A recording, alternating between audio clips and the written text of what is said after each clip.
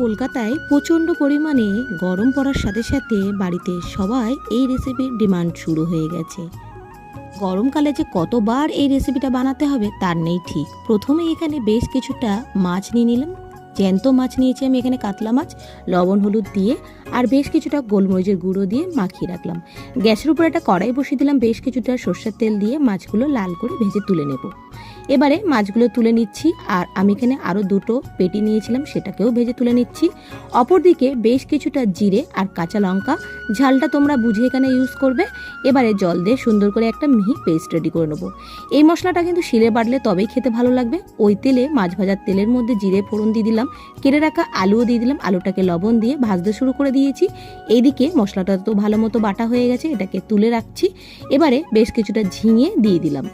ঝিঙেটা দেওয়ার পরে ভালো করে এটাকে কষিয়ে নিচ্ছি, আর বেশ কিছুটা টমেটো, মানে একটা টমেটো বড় সাইজের দিয়ে দিলাম। আর হ্যাঁ, কে কোথা থেকে ভিডিওটা দেখছো অবশ্যই কিন্তু কমেন্ট করো, তবে তো ধন্যবাদ জানাবো নাকি। ভিডিওটি যদি ভালো লেগে থাকে অবশ্যই বন্ধুদের সাথে শেয়ার করার অনুরোধ রইল। এবারে যে মশলাটা রেডি করে রেখেছিলাম সেই মশলাটা দিয়ে দিলাম, হলুদ গুঁড়ো দিয়ে দিলাম আর কাশ্মীরি লঙ্কার গুঁড়ো দিয়ে দিলাম। যেহেতু টমেটোর একটা কালার এখন হয় না, তার জন্য কাশ্মীরি লঙ্কার গুঁড়ো দিয়ে দিলাম। এবারে ভেজে রাখা মাছগুলো দিয়ে দিলাম, সুসিদ্ধ হওয়া পর্যন্ত রান্নাটা করে নিলাম। ভাজা মশলা দিয়ে গরম গরম ভাতের সাথে দারুণ লেগেছিল।